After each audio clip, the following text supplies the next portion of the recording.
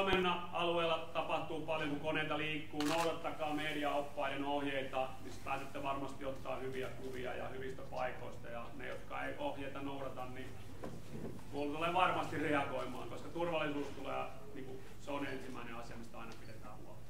Kaikki lentotoiminta tapahtuu kiitoratalinjan pohjoispuolella noin 5-10 kilometrin säteellä. Eli kiitoratalinjan eteläpuolella ei tapahdu mitään. Koneet lentää tuolla korkeammalla kaukana ja tulee matalalle tuohon kiitoradan päälle. Eli ainoa paikka, mistä näkee järkevästi, on tämä näytösalue.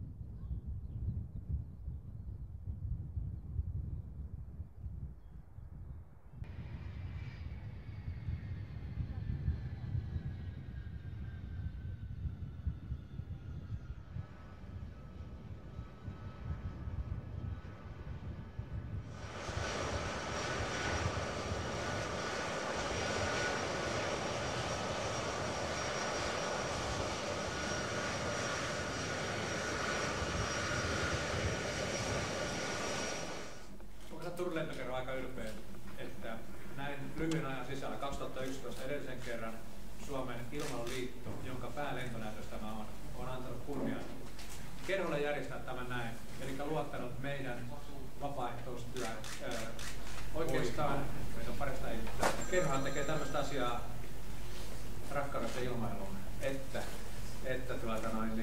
meillä olisi mahdollisuuksia ottaa lisää jäseniä ja antaa heille edullisemmat edellytykset harrastukseen.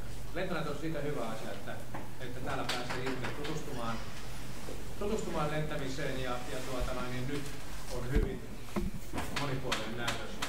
Täällä on lentokonetehtäitä paikalla, jo yleisö pääsee katsomaan niitä ihmeitä. Täällä on hyvin paljon mielenkiintoisia koneita myöskin maanäyttelyssä ja useita eri lentokouluja, jotka esittelevät omaa toimintaansa.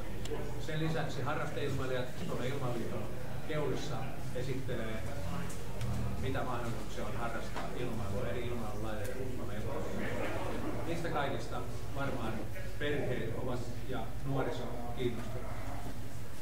Mä toivon, että tämän näytöksen jälkeen kaikki katsojat ja te, jotka ottaa kammattansa, noin siviilit, jotka tulee katsomaan perheen, tuntevat olevansa lähempänä unelmaa lentämisestä.